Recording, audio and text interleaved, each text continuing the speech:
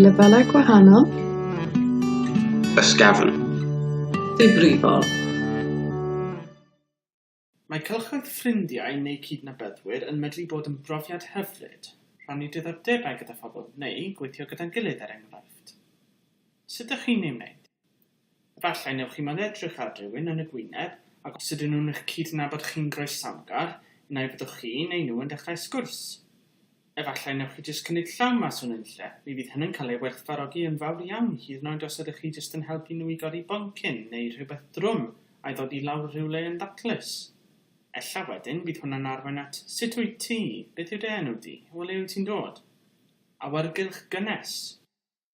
I rai efallai. Ond i eraill, efallai bydd yn straen. Mae pobl sydd ag SA ac awtistiaeth oherwydd eu sensitifrwyddau yn medru ffeindio cymdeithasau yn anodd iawn i'w wneud, a fedrith hynny fod am nifer o resymau. Am un peth, eu hamgylchfyd, propriosepsiwn eto, a gosrwydd rhyngthyn nhw a phopeth arall o'i cwmpas. Hefyd, pan rydyn ni'n cymdeithasu, mae'n bosib byddwn ni tam bach yn orfforol yn diwy. Patio rhywun ar yr ysgwydd neu cyfwrdd nhw i ymddiheuro am ddamwain fach, megis bwmpio mewn iddynt mewn gofod bitw. Wel, fe'ch cynghored i beidio cyfwrdd nhw, i ddechrau yn sicr, oherwydd mi fydd yr unigolyn wedyn o bosib yn trio ei osgoi. Wedyn ar ôl ni, newn ni dechrau meddwl mae ganddynt efallai SA neu awtistiaeth. Pryd ni, mae'n llwch air ein bod ni'n gwybod, yn enwedig os nad ydynt yn hoffi siarad am y cyflwr, ar y dechrau ella.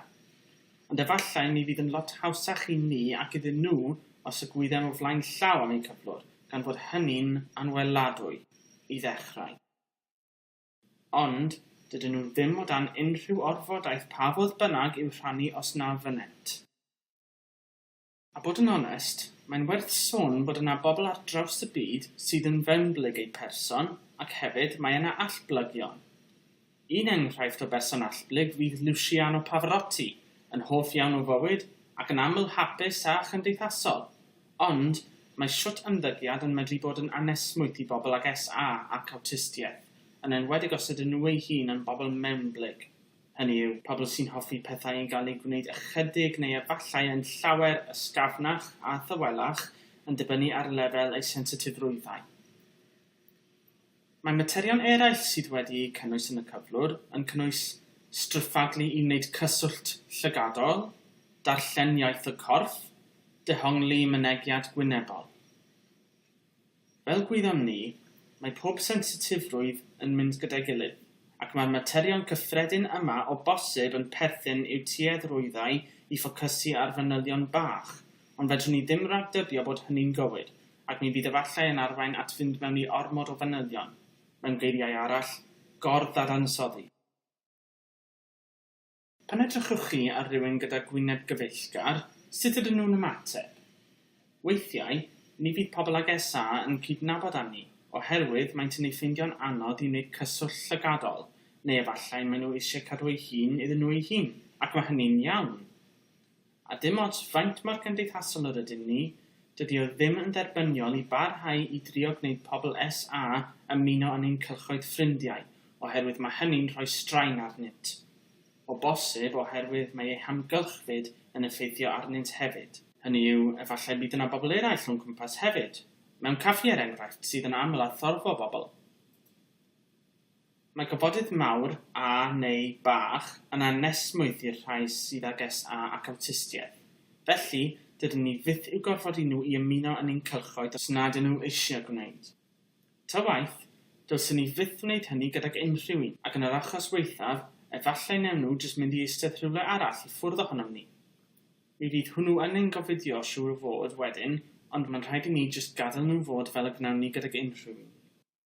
Rydyn ni i gyd yn dysgu o'n camgymeriadau a symud ymlaen. Pan yn edrych ar fynegiadau gwynebol rhywun neu iaith eu cyrff, os yw'r agweddau yma'n edrych yn dyn i ni, wel boed ni wybod bod ganddynt SA, efallai fedrwn ni rhagdybio nad ydynt yn hoffi'r hyn sydd yn digwydd o'i cwmpas. Dyw pobl SA ddim yn hoffi seiniau uwch chwaith, ac yn anffodus, mae yna bobl amharchus sy'n torri rheoliadau mewn greoedd, sy'n cynnwys cadw sŵn i lawr, ac mae siwt bobl yn gweiddi neu'n lloni am nifer o esgusodion, megis y rwgbi, neu jyst achos maen nhw eisiau sylw.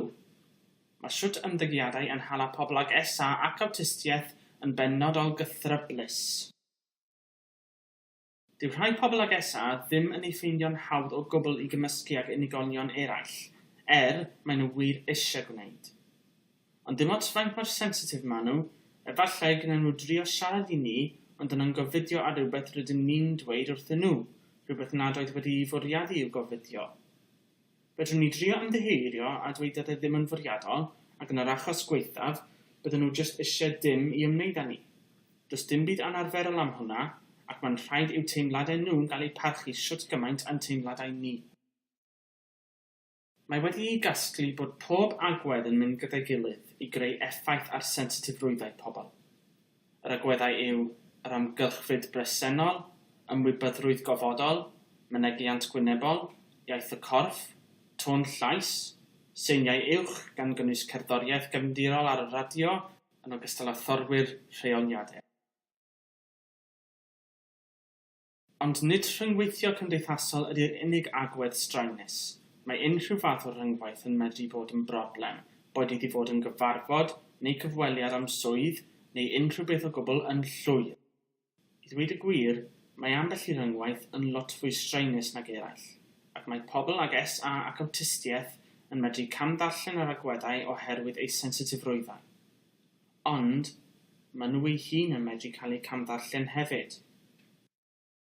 Efallai os edrychwn mas am symptomau posib gan ar yr un pryd fod yn amyneddgar gyda phawb yn y byd yma, efallai bydd hynny'n gwneud bywyd yn hawsach i bob un ohonom ni. Cafodd Bywyd o Fewn Syndrom Asperger ei gyflwyno a'i gynhyrchu gan Nath Trevett. Os oes gennych unrhyw gwestiynau, ymwelwch â nathtrevett.com a gadael eich adborth ar y dudalen Asperger. Diolch am wrando.